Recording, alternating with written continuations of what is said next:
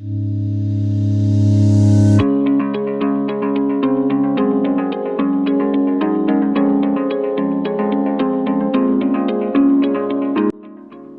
હું તમને શેર કરીશ શિયાળાની સ્પેશિયલ અને મારી પોતાની ફેવરિટ એવી આલુ પાલકની સબ્જી. સૌથી પહેલાં આપણે પાલકને ધોઈને એકદમ સરસ રીતે સાફ કરી દઈશું. અહીંયા મેં 500 ગ્રામ જેટલી પાલક લીધી છે. પછી પાલકને ઝીણી ઝીણી સમારી લઈશું. પાલકને સમારતા પહેલાં એકદમ પાણીથી સરસ રીતે સાફ કરી અને એના પાંદડા અલગ કરી લેવા ખૂબ જરૂરી છે, જેથી કરીને શાકમાં એક પણ દાંડલા ના આવે.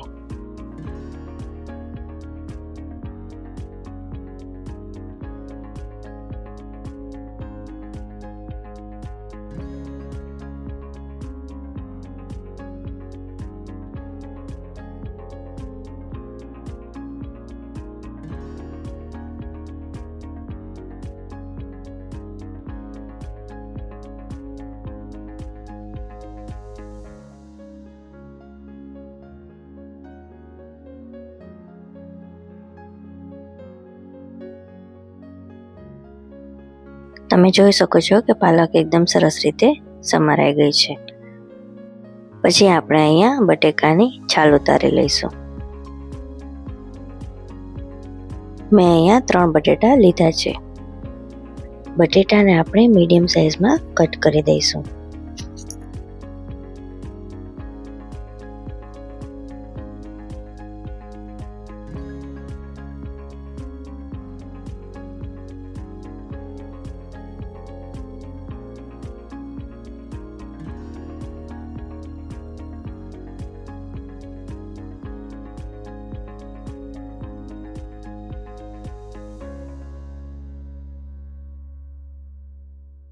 બટેટા કટ થઈ જાય એટલે એમાં આપણે થોડું પાણી એડ કરી દઈશું, જેથી શાકમાં સ્ટાર્ચનું પ્રમાણ ના રહે. અને બટેટાના કોઈ પણ શાકમાં આવી જ રીતના બટેટાને પાણીથી સાફ કરીને જ નાખવા જોઈએ. પછી આપણે મરચાંને કટ કરી લઈશું. મેં અહીંયા તીખું મરચું નથી લીધું, તમે તમારી પસંદ મુજબ તીખું મરચું લઈ શકો છો.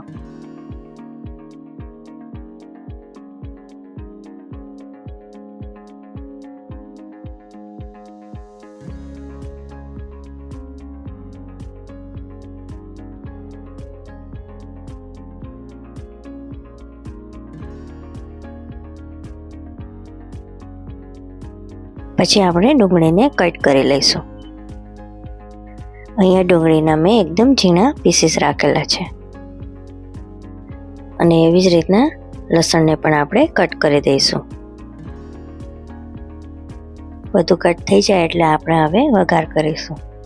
એક પેનમાં 2 થી 3 ચમચી જેટલું તેલ લઈશું. તેલ ગરમ થઈ જાય એટલે એમાં 1 ચમચી રાઈ અને 1 ચમચી જીરું ઉમેરીશું. અને તેમાં ડુંગળી અને મરચાં એડ કરી દઈશું.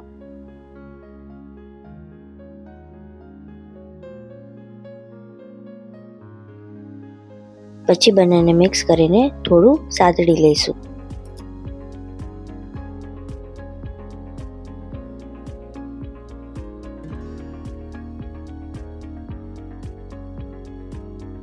પછી એમાં સૂકું લાલ મરચું અને લસણ એડ કરી દઈશું.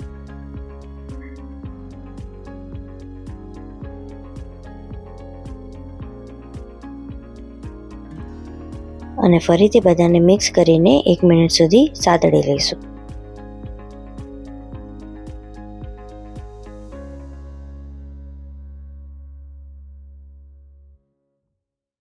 અને પછી બટેટાને નાખી દઈશું.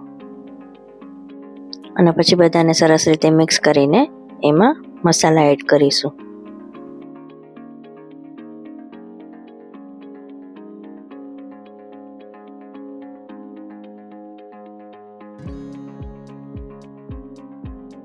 એક ચમચી હળદર, 2 ચમચી મીઠું અને 1 ચમચી ધાણા જીરાનો પાવડર એડ કરીશું. મીઠું અહીંયા આપણે બટેટાના માપ મુજબ જ નાખીશું. અને બધાને સરસ રીતે મિક્સ કરીને બટેટાને ચડવા દઈશું. તેલ અહીંયા શાકમાં થોડું જાજુ લીધું છે, જેથી કરીને પાણી વગર જ બટેટા ચડી જાય તેલમાં ને તેલમાં જ. બટેટાને 5 થી 7 મિનિટ સુધી મીડિયમ ફ્લેમ પર ચડવા દઈશું.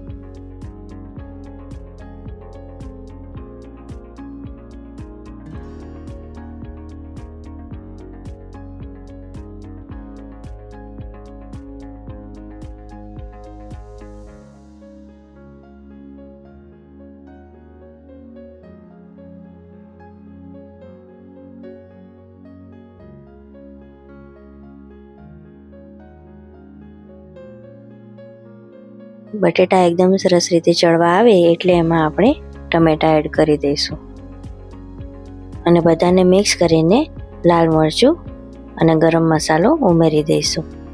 અહીંયા મેં 2 ચમચી લાલ મરચું અને 1 ચમચી ગરમ મસાલો નાખ્યો છે.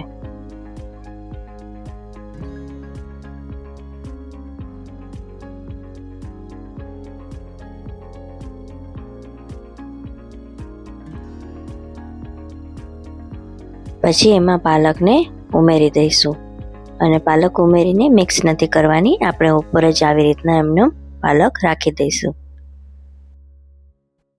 આવી રીતના ઉપર પાલક રાખવાથી પાલક એકદમ સરસ રીતે ચડી પણ જાય છે અને એનો કલર પણ એવો ને એવો રહે છે. પાલકને 3 થી 4 મિનિટ સુધી ધીમા તાપે ચડવા દઈશું.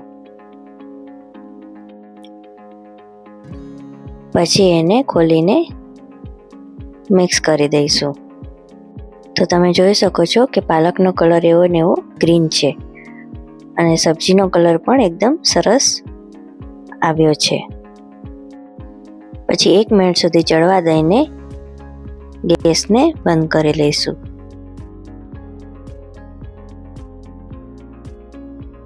તો તૈયાર છે આપણું આલુ પાલકનું શાક.